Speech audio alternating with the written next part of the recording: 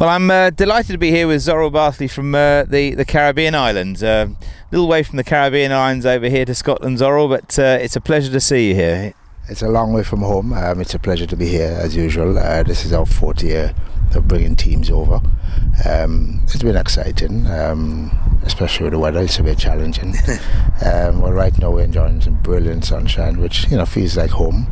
So hopefully the boys on the greens will pick up some points when it's warm. But I think what's exciting to see is how golf is developing in the Caribbean, and how with international pairs rolling out into more islands, you've got more teams here this year than ever before.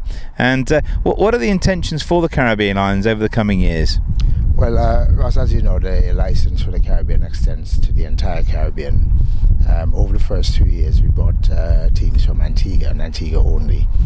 This year, during our qualifying event, we extended it to be a Caribbean Open, and we had teams coming from the other Caribbean islands. We held it in Antigua. We had it as a straight one-off, and so we have a Caribbean team here. I mean, coincidentally, this Caribbean team this year is made up of two different islands: a guy from St. Kitts and a guy from Dominica. So it's exciting. I think the message is getting around the Caribbean. As you know, we have some lovely golf courses in the Caribbean, great weather, and we're looking to develop on it. It's an avenue by which guys can get out into the international arena and get the exposure as we prepare for golf at the Olympics in 2016. It's a big picture. We're a small piece of the pie, and we want to make sure that we prepare our guys to take part in the Olympics.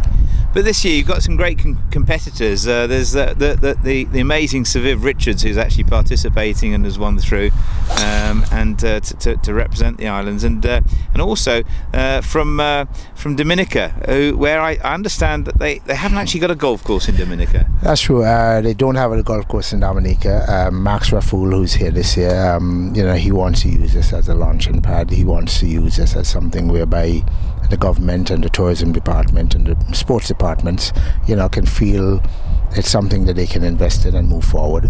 Obviously, I'm going to help him in that regard. I'm going to be speaking to the relevant people. I have been speaking to them already, since he's qualified. Then in St. Kitts we have Adrian Norford, who is one of the top amateur golfers in the Caribbean. Adrian plays off scratch. He's here this year. St. Kitts is developing their sports tourism product. Their minister Ricky Skerritt is a great friend of mine, going over 20 years back, and he's always supported the events. He's now currently the chairman of the Caribbean Tourism Organization. So it's great that St. Kitts could be involved this year. And we have Sir Vivian Richards, who won out the Antigua event, and I think it was a divine intervention that Sir Viv won. I think he is now given the fillip to the tournament that we want in the Caribbean. We couldn't ask for anything better, not only from the Caribbean, but I think you can I'm sure you'll agree with us that him coming over here to the World Finals has just taken international pace to another level. He has been tremendous as an ambassador.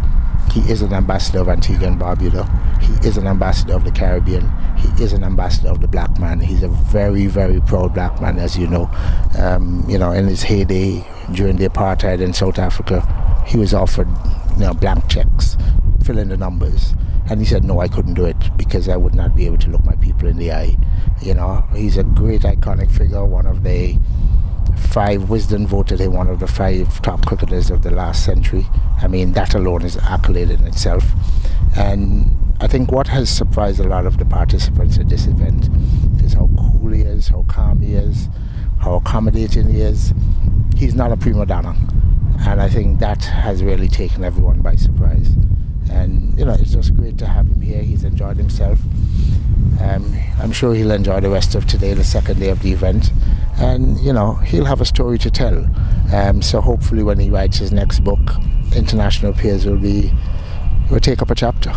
Well, as you say, I mean, amazing to have somebody like Sir Viv Richards over here, and but also to see he hasn't lost any of his competitiveness. There was a putting competition in the hotel last night, and he was certainly up there. He wanted to be in it and do very well. Well, as you know, he just celebrated 60, and he has lost course, none of it.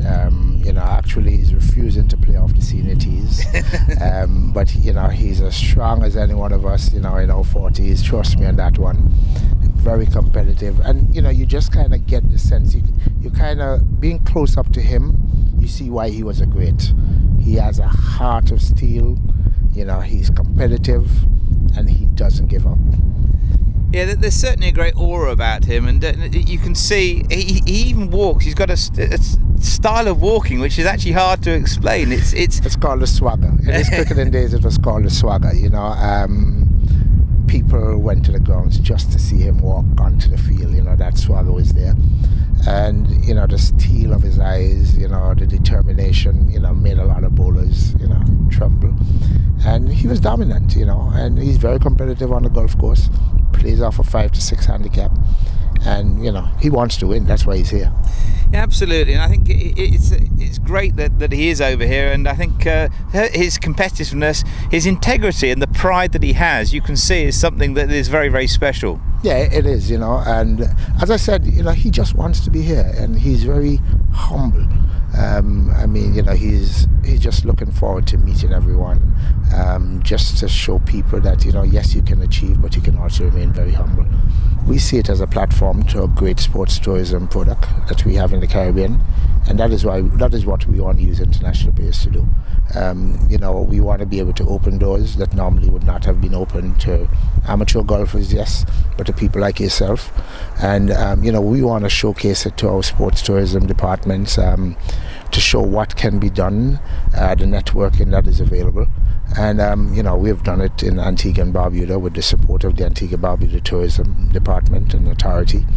In this case, the St. Kitts Tourism Authority and Discover Dominica, and those are representative of the 3 islands who are here on this trip. But we also have the Trinidadians and the Barbadoses and the Jamaicas and the Nevises and the St. Lucias and the St. Vincent, the entire Caribbean. Great place to be, great place to come. We want to be able to host you well, and we want to be able to have you play on some top quality golf courses in the Caribbean. Well, Zorol, one of the things I have noticed in particular, there are lots of different business people and people, all sorts of different people that are here as part of this particular event. But what I've seen is the fact that they've already been, there's invites coming from, we want to go to meet the guys of the Caribbean in the Caribbean, and that's all part of it. It's not just about coming to Scotland, it's about the welcoming that there is, and from both directions. I challenge you, Ross. We want to host the International Players World Finals in the Caribbean very soon. That's a challenge on your plate.